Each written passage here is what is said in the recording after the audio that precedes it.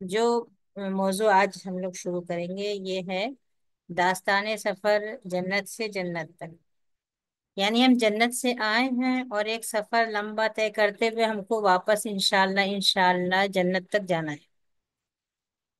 اس کے تعلق سے ہم کو آج ہم لوگ اس تعلق سے اپنے اس سفر کے تعلق سے بات کریں گے، کتنا گزر چکا، کتنا باقی ہے، اور کیسے یہ سفر ہمارا آسان اور کامیاب ہو سکتا ہے۔ آپ لوگوں کو اگر کوئی سوال ہو تو بیچ میں بھی پوچھ سکتی ہیں ہاتھ اٹھا کر، اور نہیں تو آخر میں انشاءاللہ سوال جواب کر لیں۔ جب بھی ہم کوئی سفر شروع کرتے ہیں تو اس سے پہلے، سفر سے پہلے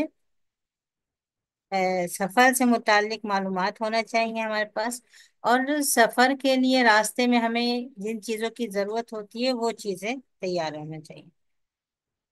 رہنمائی اور زیادہ سفر، چھوٹے سے چھوٹا بھی سفر ہم کرتے ہیں تو اس کے لیے پہلے جگہ سمجھ لیتے ہیں، لوکیشن مانگ لیتے ہیں ان لوگوں سے جہاں ہم کو جانا ہو، اور ہم کو کہاں رکنا ہوگا، کیا تیاریاں ہوں گی۔ اور جتنی تیاری سے سفر ہوتا ہے اتنا ہی کامیاب اور آسان سفر ہوتا ہے۔ اور جو لوگ اس طرح سے ہوتے ہیں کہ اچانک پلان بنا لیا اور اچانک سفر پہ نکل گئے، معلومات بھی نہیں کچھ، تیاری بھی نہیں کچھ، سفر تو ان کا بھی مکمل ہو جاتا ہے لیکن پریشانیوں کا سامنا ہوتا ہے، اور کبھی وقت بہت زیادہ لگتا ہے، اور کبھی بھٹک جاتے ہیں، منزل تک پہنچنا مشکل ہو جاتا ہے۔ یہ ساری چیزیں سامنے آتی ہیں۔ اے، جب کہیں سفر کرنا ہو اور آپ وہاں پہنچنے سے پہلے اگر ہوٹل بک کرا لیں وہاں پر، اور ہر چیز تیار رکھیں، تو وہاں پہنچنے کے بعد آپ کو وہ بات کچھ اور ہوگی، تھکے ہارے پہنچیں گے، اپنے کمرے میں پہنچیں گے، آرام کر لیں گے۔ اور اگر اس کا انتظام نہیں ہوا، وہاں جانے کے بعد، پہنچنے کے بعد نئی جگہ، پھر آپ ہوٹل ڈھونڈ لیں۔ اس طرح جو لوگ عمرہ کرنے گئے ہوں گے ان کو اندازہ ہوگا، اگر ہم خود گاڑی سے وہاں پہنچے، پھر وہاں اتر کے ہم نے ہوٹل تلاش کرنا شروع کیے تو وہ سفر کیسا ہوتا ہے، اور اگر ہم یہاں سے پوری چیزوں کی بکنگ کرے رہتے ہیں تو سفر کیسا ہوتا ہے، اور وہ بکنگ بھی جس درجے کی کرتے ہیں اس درجے کے حساب سے ہمارا سفر کیسا ہوتا ہے۔ اے، حرم سے قریب ہے، دور ہے، ایک کمرہ ہے یا بڑی جگہ ہے، کھانے کا انتظام ہے یا خود پکانا ہے، جیسی تیاریاں ہوتی ہیں۔ ایک واقعہ یاد آ رہا ہے، حضرت عمر بن عبدالعزیز کا ہے۔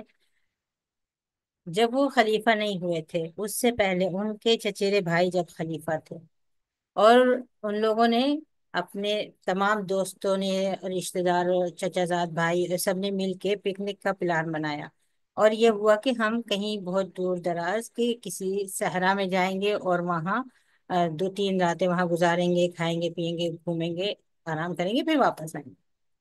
تو سب تو شہزادے تھے، اور یہ شہزادوں کے دوست تھے۔ ان لوگوں نے اپنے پہنچنے سے پہلے، خود جانے سے پہلے، اپنے غلاموں کو بھیج دیا اپنے سامان دے کر کہ ہم لوگ جاؤ وہاں پر، خیمے لگا دینا اور انتظام بستر لگا دینا، انتظامات سارے کر دینا، کھانے پکانے کے سب چیزیں مہیا کر لینا، تاکہ وہاں پہنچنے کے بعد سب چیز تیار ملے ہم کو جب ہم وہاں پہنچے تو۔ ظاہر سی بات ہے، شہزادے شہزادوں کی شان سے سفر کر رہے تھے۔ حضرت عمر بن عبدالعزیز بھی ساتھ میں تھے، ان کے ساتھ ان کا کوئی غلام تھا نہ، ان کا کوئی سامان تھا نہ، انہوں نے آگے کسی کو بھیجا تھا کہ سب کچھ تیار کر لینا۔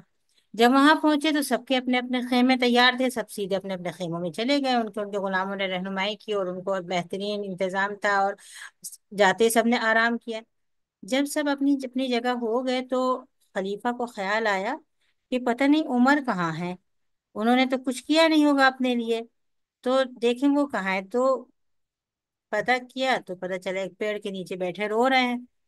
بلوایا ان کو، پوچھا ان سے کہ کیا ہو گیا، کوئی انتظام نہیں؟ انہوں نے کہا کہ میں یہ دیکھ رہا ہوں کہ لوگوں نے اپنے پہنچنے سے پہلے جو انتظامات کیے تھے اس طرح سے ان کو سب چیز تیار ملی اور سب نے آرام کر لیا، میں نے کچھ بھی نہیں بھیجا تھا، تو میرا کچھ بھی نہیں ہے یہاں پہ۔ میں یہ سوچ رہا ہوں یہ دیکھ کے کہ جنت میں کیا ہوگا اگر اسی طرح آخرت کا سفر پورا ہو گیا اور ہم نے آگے کچھ نہیں بھیجا ہوگا، تو وہاں جا کر کیا کریں گے؟ جن کی نیکیاں وہاں پہلے سے پہنچی ہوئی ہوں گی، ان کے گھر تیار ہوں گے، ان کے باغات تیار ہوں گے، ان کی جنتیں تیار ہوں گی، ان کے ساری آسائشیں تیار ہوں گی، اور جو خالی ہاتھ وہاں پہنچے گا، یہ تو دنیا کی بات ہے، ایک پیڑ کے نیچے میں بیٹھ گیا، وہاں پہنچ کے کیا کروں گا؟ تو آخرت کی فکر، آخرت کا سفر، یہ ان کو یاد آ رہا تھا، اور یہ اس کا خیال آ گیا تھا، اور وہ اس غم میں رونے لگے تھے، اس فکر میں رونے لگے تھے۔ یہ حقیقت ہے، ہم سب مسافر ہیں اور ہم سب ایک سفر میں ہیں، فکر کریں یا نہ کریں، اس کی تیاری کریں یا نہ کریں، وہ سفر تو پورا ہونا ہی ہے اور منزل پر پہنچنا ہی ہے۔ وہاں پہنچ کر پھر کس کو کیا دیکھنے کو ملے گا؟ تو اس لیے سفر سے پہلے ضروری ہے کہ ہم رہنمائی حاصل کر لیں اور اس کے لیے زیادہ سفر لے لیں۔ چلیے دیکھتے ہیں ہم کو زیادہ سفر ملے گا کیسے۔ سورہ علق کی پہلی ابتدائی 5 آیات ہیں یہ، نبی کریم صلی اللہ علیہ وسلم کے اوپر جو سب سے پہلی وحی نازل ہوئی تھی۔ اقرأ بسم ربک الذی خلق، خلق الانسان من علق، اقرأ وربک الاکرم الذی علم بالقلم، علم الانسان ما لم يعلم۔ اے پیغمبر پڑھیے اپنے رب کے نام سے جس نے آپ کو پیدا کیا، جس نے انسان کو خون کے ایک لوتھڑے سے پیدا کیا۔ پڑھیے آپ کا رب بہت مہربان ہے، جس نے قلم کے ذریعے سکھایا اور انسان کو وہ سب سکھا دیا جسے وہ نہیں جانتا۔ یہ آیات انسان کو یہ بتا رہی ہیں انسان کیا تھا، کیا ہے۔ ایک کی پانی کی بوند سے، ایک خون کے ٹکڑے سے پیدا ہونے والا یہ انسان، اور پھر اس کے رب نے اس کو سب کچھ سکھا دیا، جو کچھ وہ نہیں جانتا تھا اس کو اتنی صلاحیتیں دے دی جو دوسری کسی مخلوق کو نہیں دی، سننا، دیکھنا، سمجھنا، اور سمجھنے کے بعد اپنے جو سمجھ میں آیا، جو محسوس ہوا، اس کو بیان کرنے کی صلاحیت، اس کو لکھ دینے کی صلاحیت، اس کو پڑھ لینے کی صلاحیت، اس کو دوسروں تک پہنچا دینے کی صلاحیت، بیان کی صلاحیت۔ پڑھو، علم حاصل کرو، تمہارے رب نے تمہیں قلم کے ذریعے علم عطا کیا، انسان کو وہ سب کچھ عطا کر دیا جو وہ نہیں جانتا تھا۔ تو علم ہی کے ذریعے ہم کو پتہ چلے گا کہ ہماری منزل کہاں ہے، اور ہمارے راستے میں کون کون سی پریشانیاں آ سکتی ہیں، اور اس کے لیے ہمیں کیا تیاریاں کرنی ہوں گی۔ یہ پہلی وحی تھی جو آپ صلی اللہ علیہ وسلم کے اوپر نازل ہوئی تھی، اسی لیے اس امت کو کہا جاتا ہے کہ یہ اقرا کی امت ہے، پڑھنے کا حکم آیا ہے۔ پڑھنے کا مطلب کیا ہوا؟ یہ نہیں کہ کچھ بھی پڑھ لیا، وہ علم حاصل کرنا ہے ہم کو جو ہم کو بتا دے، ہم کو ہماری زندگی کا مقصد سکھا دے، ہم کو ہمارے سفر کی حقیقت بتا دے، وہ علم حاصل کرنا ہے۔ یہ آیت دیکھیے، یہ سورہ نحل کی آیت نمبر 27 ہے۔ ثم يوم القيامة يخزيهم ويقول أين شركائي الذين كنتم تشاقون فيهم قال الذين أوتوا العلم إن الخزي اليوم والسوء على الكافرين۔ پھر قیامت کے دن اللہ تعالیٰ انہیں ذلیل اور رسوا کر دے گا، ان سے پوچھے گا کہاں ہیں میرے وہ شریک جن کی حمایت میں تم لڑتے تھے۔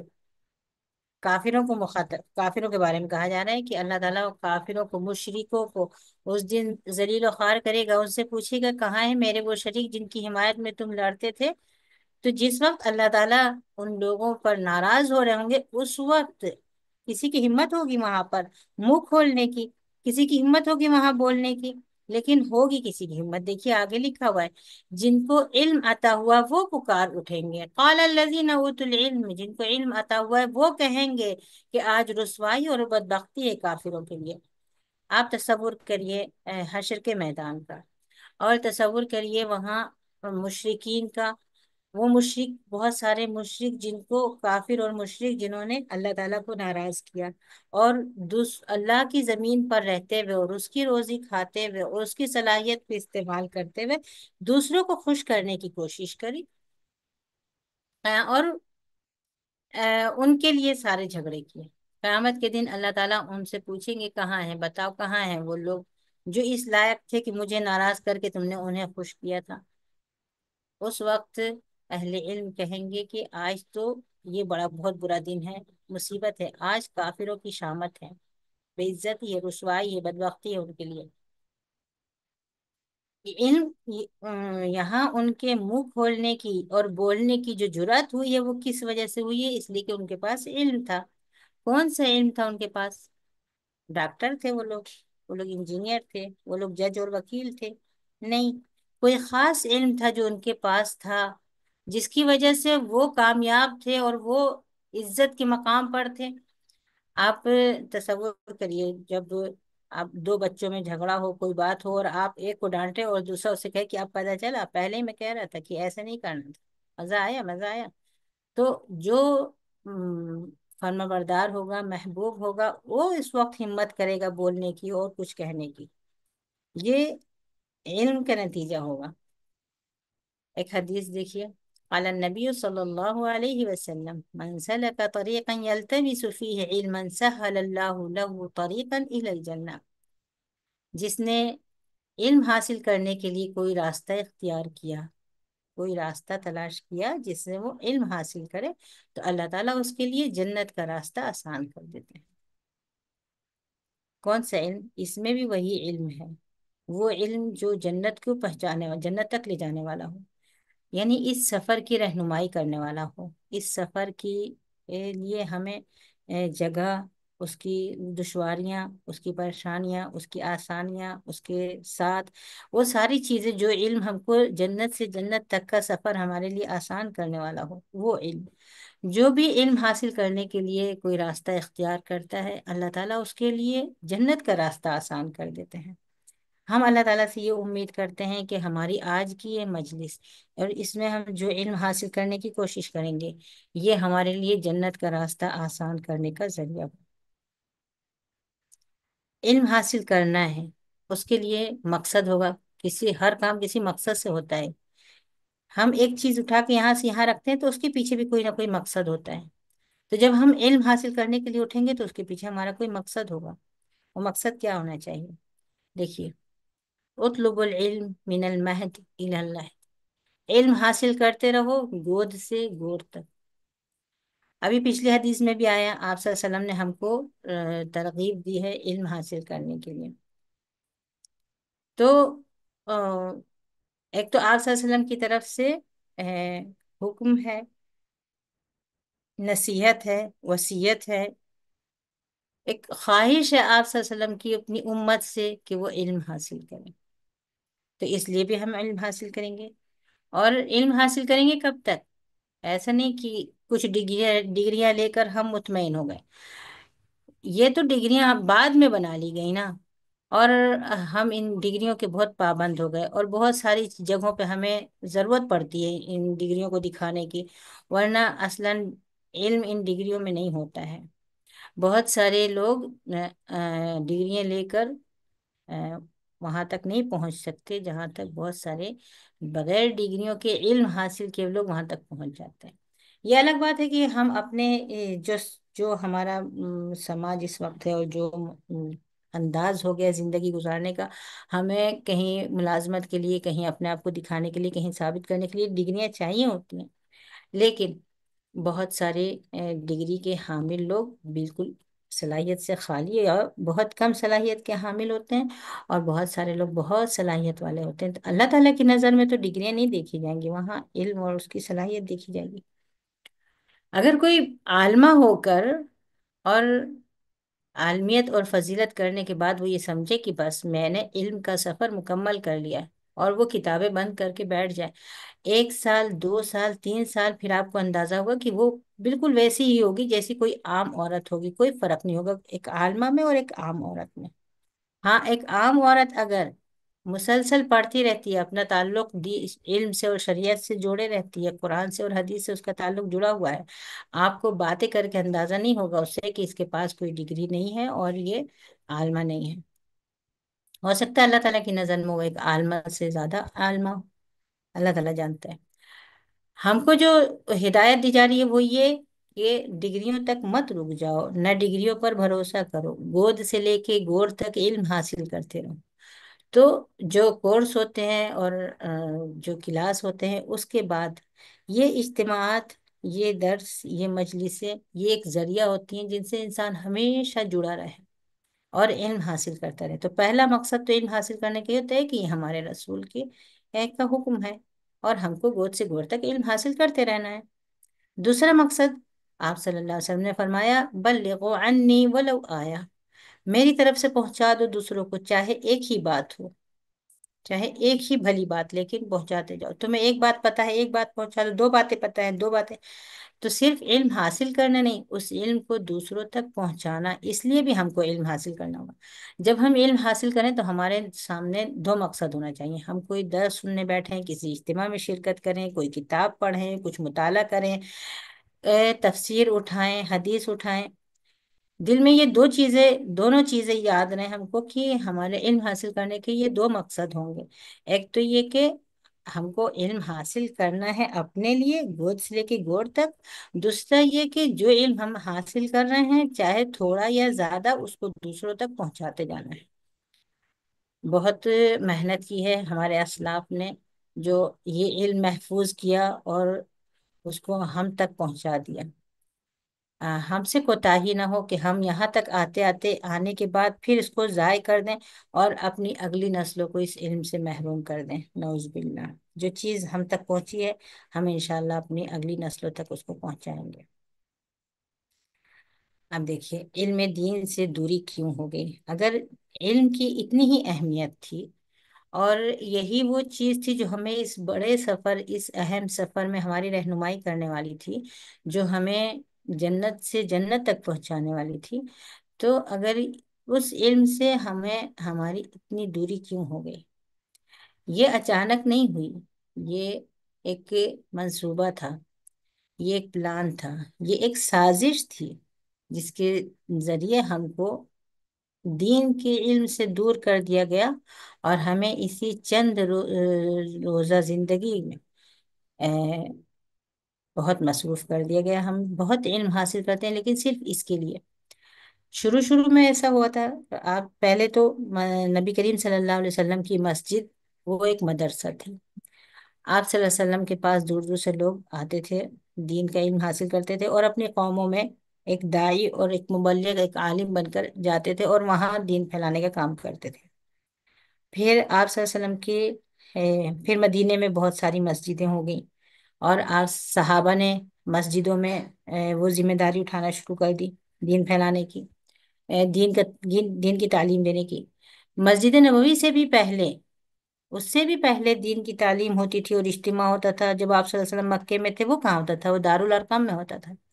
سیرت کی کتابیں پڑھی ہوں گی تو آپ نے دارالارقم کا بھی ذکر پڑھا ہوگا، جہاں زور زور سے دروازہ بڑبڑایا تھا حضرت عمر نے آ کر، جب حضرت عمر رضی اللہ عنہ اسلام لے کے آنے والے تھے، اور صحابہ جھیلی میں سے جھانک کر دیکھا تھا اور گھبرا کر کہا تھا کہ یا رسول اللہ یہ تو عمر ہے۔ آپ صلی اللہ علیہ وسلم کہتے کھول دو۔ تو یہ واقعہ دارالارقم کا ہے نا۔ تو شروع میں دارالارقم، سب سے پہلا مدرسہ تو دارالارقم تھا، جہاں صحابہ علم حاصل کرتے تھے۔ پھر مسجد نبوی ہو گئی، جب مدینے میں آئے تو مسجد نبوی ہو گئی۔ پھر مدینے کی بہت ساری مسجدیں۔ پھر آپ صلی اللہ علیہ وسلم کے صحابہ، ظاہر سی بات ہے، دیکھیے ان لوگوں کا بالکل نہیں دل چاہتا رہا ہوگا کہ وہ مدینہ سے نکلیں آپ صلی اللہ علیہ وسلم کی وفات کے بعد۔ ان سب کی یہ خواہش ہوگی کہ رہی ہوگی کہ نہیں، ہم رسول اللہ صلی اللہ علیہ وسلم کے روضے سے ہٹ کے کہیں نہ جائیں۔ ہاں، یہ ان گلیوں میں آپ صلی اللہ علیہ وسلم کی نشانیاں ہیں، یادیں ہیں۔ ہم آپ کے ساتھ یہاں بیٹھے تھے، ہم آپ کے ساتھ یہاں چلتے تھے، ہم آپ کے ساتھ یہاں جاتے تھے۔ تو وہ جگہ چھوڑ کے کہیں اور جانے کی بالکل بھی خواہش یا دل گوارا نہیں کرتا ہوگا، لیکن صحابہ نے کام کیا۔ وہ پھیل گئے پوری دنیا میں، جہاں جہاں تک اسلام پھیلا تھا وہاں وہاں تک وہ لوگ پھیل گئے، اور ہر جگہ مدرسے قائم کر دیے۔ دور دور سے لوگ آتے تھے اور ان مدرسوں سے علم حاصل کرتے تھے، بڑے بڑے علماء تیار ہوئے۔ وہ لوگ جو اپنی زمینیں بیچ دیتے تھے، وہ لوگ جو اپنی جائیداد بیچ دیتے تھے اور اس راستے پر نکل جاتے تھے علم حاصل کرنے کے لیے، کیونکہ وہ دنیا بیچ کر آخرت خرید رہے تھے، جنت خرید رہے تھے۔ اس کے بعد پھر جیسے جیسے زمانہ آگے بڑھتا گیا، جیسے جیسے دنیا کی محبت لوگوں کے دلوں میں آتی گئی، مدرسوں کے پاس اسکول کھولے گئے۔ اسکول امریکن اور برٹش پلانوں کے ذریعے سے کھولے گئے۔ ان کے مدرسے میں آنے والے سادہ لباس میں ملبوس، سادہ انداز، زمین پر چٹائی بچھا کر بیٹھنا، یا بہت سادگی اس میں कोई फीस नहीं, कोई खर्च नहीं। उमूमन असاتذہ की तनख्वाहें भी नहीं थी। बाद में, बहुत बाद में ये हुआ कि मस्जिदों से हट के मदरसे बनने लगे और तनख्वाहें मुकर्रर होने लगी, ये सब बाद में हुआ। तो इस उसमें सिर्फ एक ही तड़प होती थी, उस्ताद की भी शागिर्द की भी, इल्म दे दिया जाए, इल्म ले लिया जाए। तो जब इस तरह के मदरसे कायम हुए, उनके अपने यूनिफॉर्म, उनकी कोर्स, उनकी किताबें, उनके हर चीज़ का उनका अंदाज, उसके बाद फिर लोगों को ये बताया गया कि इन मदरसों में इन स्कूलों में जो पढ़ने वाले होंगे उनके सामने एक रोशन मुस्तकबिल होगा। उनको अच्छी मुलाजमतें मिलेंगी, उनको जॉब मिलेगी, उनकी इज्जत होगी समाज में, और ये और ये और ये। और ये मदरसे में पढ़ने वाले ये लोग कभी भी खुशहाल जिंदगी नहीं गुजार सकेंगे, और इनके कोई मुस्तकबिल नहीं होगा इनका, ये झोला लेके चंदा मांगते फिरेंगे। इस तरह की तस्वीर पेश की गई। उसके बावजूद भी वालिदैन ने बच्चों को मदरसे ही में पढ़ाना पसंद किया।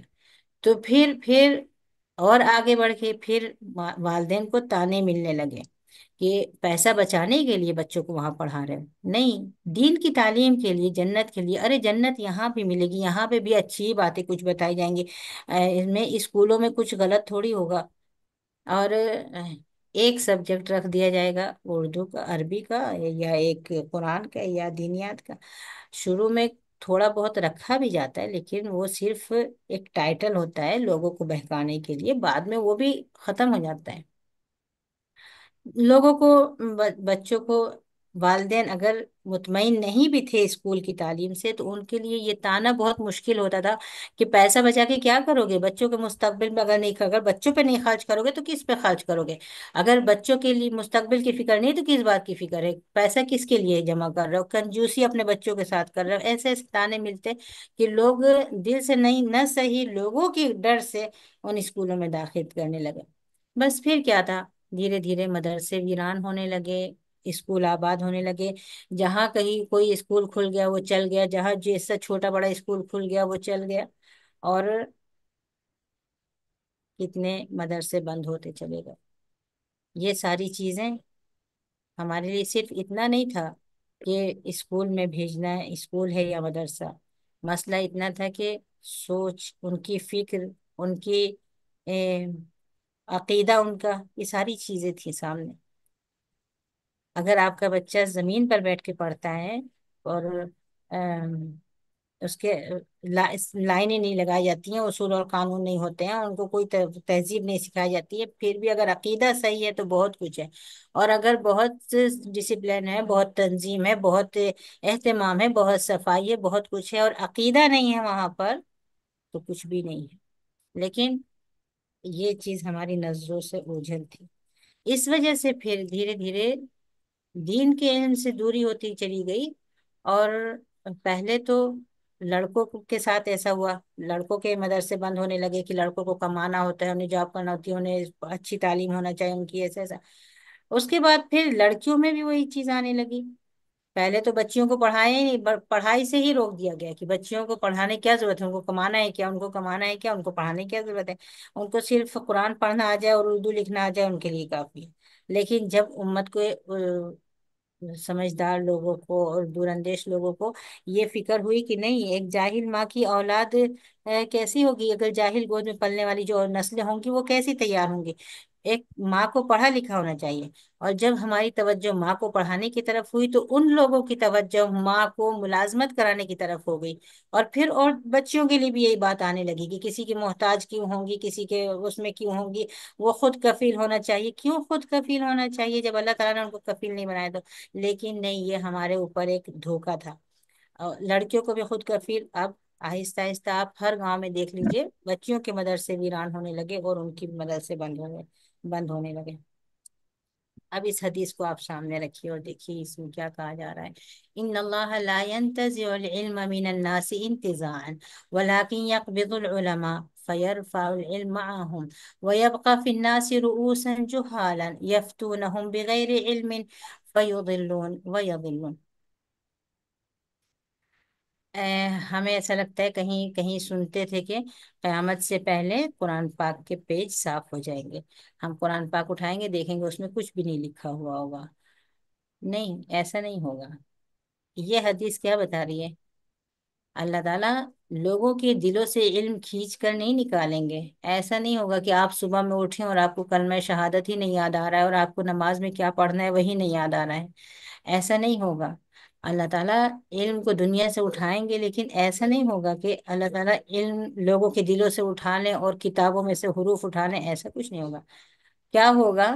اللہ تعالیٰ علماء کو اٹھاتے جائیں گے اور علم ان کے ساتھ ساتھ اٹھتا جائے گا۔ کیوں علم ان کے ساتھ اٹھتا جائے گا؟ کیوں ان کے بیٹے عالم نہیں ہوں گے؟ نہیں ہوں گے۔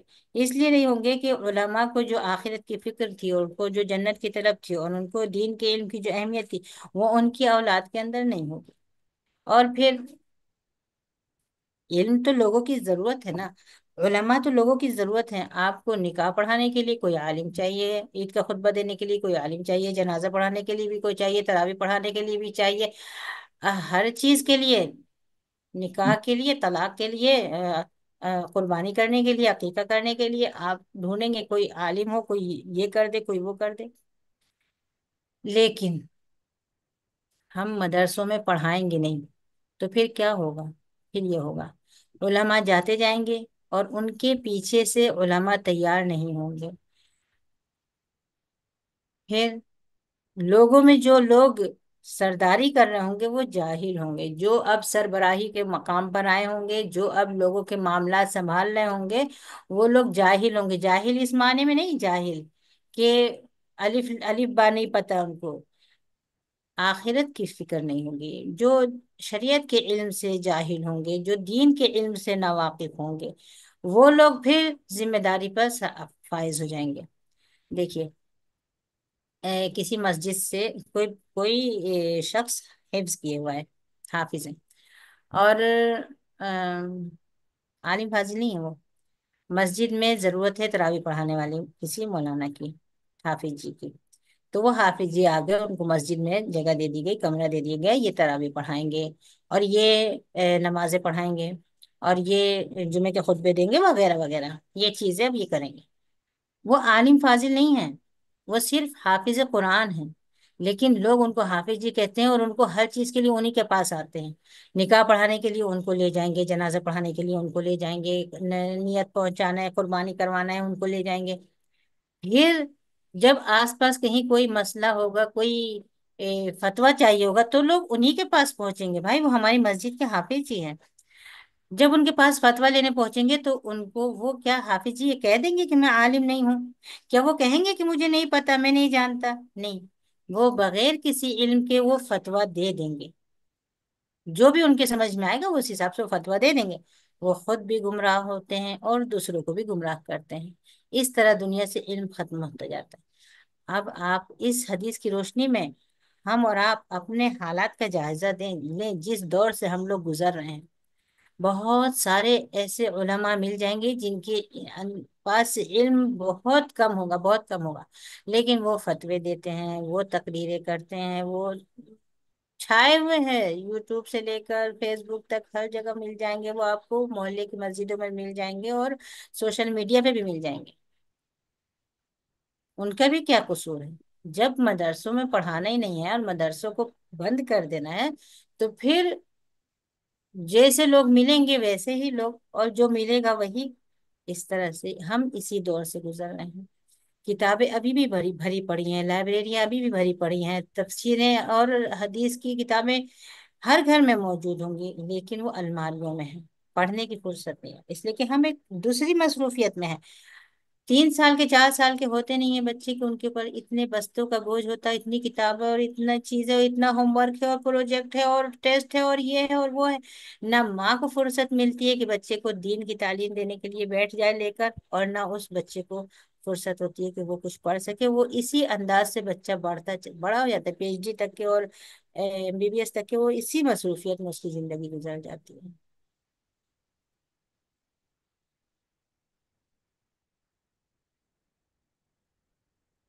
اگر ہمیں علم حاصل کرنا ہے، سب سے پہلے تو میں مبارکباد دوں گی آپ لوگوں کو کہ اللہ تعالیٰ نے آپ کے دل میں کچھ خیر رکھی ہے، جو ہم یہاں جمع ہوئے ہیں، اور ہم علم کی طرف، ہماری دین کی طرف ہماری رغبت ہے جو ہم یہاں پہنچے۔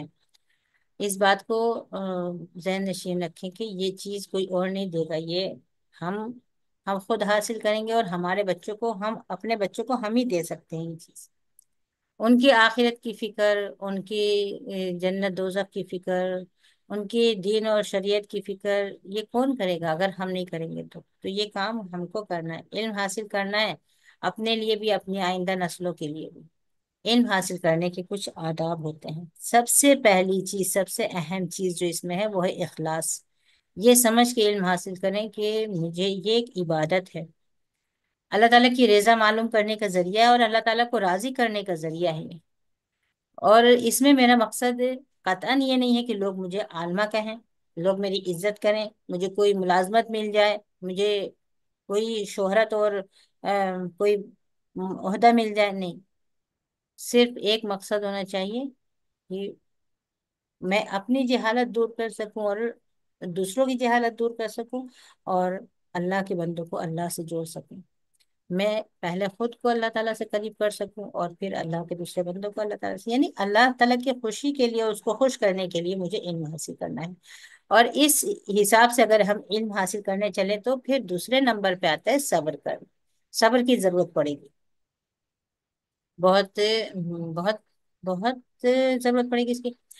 دیکھیے، صبر کی ضرورت تو ہر چیز میں ہی پڑتی ہے۔ آپ کوئی بھی کام کریں گے تو اس کے لیے راستے میں مشکلات آئیں گی، پریشانیاں آئیں گی، اور اگر صبر کیا اور چل دی اس راستے پہ تو بہت کچھ حاصل ہو جائے گا۔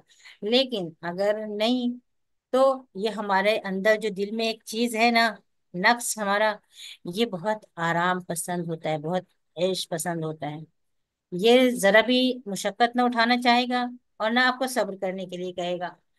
جب صبح میں فجر کی اذان ہوتی ہے، اور آپ کے کانوں میں آواز جاتی ہے، اور آپ سوچتے ہیں کہ اب میں اٹھوں نماز پڑھنے کے لیے، تو یہ نفس کیسا تھپکتا ہے، کیسے سلاتا ہے، کیسے کہتا ہے کہ ابھی بہت وقت ہے، اٹھ جانا، پڑھ لینا، جب اٹھو گی تب پڑھ لینا، ابھی تو بہت وقت ہے۔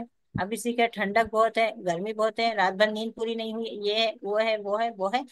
پوری کوشش یہ ہوتی ہے کہ بستر نہ چھوٹے۔ وہاں سے اٹھنے کے لیے اس اس اپنے نفس سے جھگڑا کر کے بستر سے نکلنا اور نماز کے لیے کھڑے ہو جانا، صبر نہیں چاہیے اس میں، اس کے لیے بھی صبر چاہیے۔ تو ہر چیز کے لیے اگر نیکی کے راستے پر چلنا ہے اور اپنے نفس کی مخالفت کرنا ہے تو صبر تو کرنا ہی ہوگا۔ تو علم کے راستے میں بھی کرنا پڑے گا، اس میں بھی سب پریشانی آئیں گی، اس میں بھی مشقتیں آئیں گی، اس میں بھی تکلیفیں آئیں گی، لوگوں کے طعنے سننا پڑیں گے، لوگوں کی طرف سے بہت ساری باتیں آئیں گی، سب کچھ برداشت کرنا ہے، صبر کرنا ہے۔ نمبر 3، عمل۔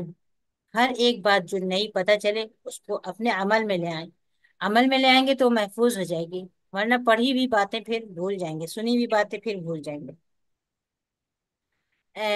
اگر مان لیجیے آپ نے آج کتاب میں پڑھا کہ نبی کریم صلی اللہ علیہ وسلم رات میں جب تہجد پڑھتے تھے تو سلام پھیرنے کے بعد آپ کہتے تھے سبحان الملک القدوس۔ آپ 3 بار کہتے تھے، پہلے سب سے پہلے دھیری آواز میں سبحان الملک القدوس، دوسری دفعہ اور تیز سبحان الملک القدوس، تیسری دفعہ اور تیز آواز میں سبحان الملک القدوس۔ آپ اب اس کی عادت بنا لیجیے، روزانہ رات میں تہجد کی نماز کے بعد آپ تسبیح پڑھیں تو آپ اسی انداز سے پڑھیں جس طرح سے آپ نے پڑھا ہے کہ نبی کریم صلی اللہ علیہ وسلم ایسے پڑھتے تھے۔ کیا یہ چیز پھر بھولیں گی؟ کبھی کبھی نہیں بھولیں گی، لیکن پڑھ کے چھوڑ دیا تو بھول جائیں گی، عمل میں آ گیا تو نہیں بھولیں گے۔ ہر چیز جو بھی پڑھیں، آپ صلی اللہ علیہ وسلم دائیں ہاتھ سے یہ کام کرتے تھے، آپ صلی اللہ علیہ وسلم یہ کام 3 دفعہ کرتے تھے، اس کام کو اس دن سے میں دائیں ہاتھ سے کرنے لگوں اور 3 دفعہ کرنے لگوں، پھر میں نہیں بھولوں گی۔ تو تیسری چیز ہے علم حاصل کرنے کے لیے عمل کرتے رہنا۔ چوتھی چیز ہے تقوی، خدا کا خوف ہونا، اس کو راضی کرنے کی فکر، اور اس کی ناراضگی سے بچنے کی فکر۔ اس کے بعد ہے استاد کا ادب، جس سے بھی علم حاصل کر رہے ہیں آپ، اس کا ادب۔ برائیوں سے نفرت ہونا چاہیے، وقت کی قدر کرنا چاہیے، یہ بہت اہم چیز ہے۔ ہمیں ہر چیز کی سہولت ہو گئی، اب ہمارا بہت سارا وقت بچ جاتا ہے۔ جو پچھلے زمانے میں لوگوں کے پاس جو وقت نہیں ہوتا تھا، ہمیں چکی نہیں چلانا ہے، ہمیں ہاتھ سے کپڑے نہیں دھونا ہے، ہمیں مسجد پہ مسالہ نہیں پیسنا ہے، ہمارا یہ سب وقت بچ رہا ہے، لیکن وہ وقت بچ کے کدھر جا رہا ہے وہ ہم اندازہ نہیں کر پا رہے ہیں۔ تو وقت کی قدر کرنا ہے، اس وقت کو صحیح جگہ استعمال کرنا ہے، اور پھر دعا کرنا ہے، اللہ تعالیٰ سے دعا کرنا ہے ہم کو صحیح علم عطا کرے اور عمل کی توفیق عطا کریں، ہمیں علم حاصل کرنے والا بنائے، علم کو پھیلانے والا بنائے، دوسروں تک پہنچانے والا بنائے۔ یہاں تک کہ اپنی بات آج ختم کرتے ہیں، انشاءاللہ پھر کسی دن ملیں گے۔ جزاکم اللہ خیرا، بارک اللہ فیکم، اللهم اغفر لنا ولوالدينا ولمعلمينا ولمن لهم حق علينا وللسامعين۔ اللہ تعالیٰ ہم کو علم نافع عطا کرے، عمل صالح عطا کرے۔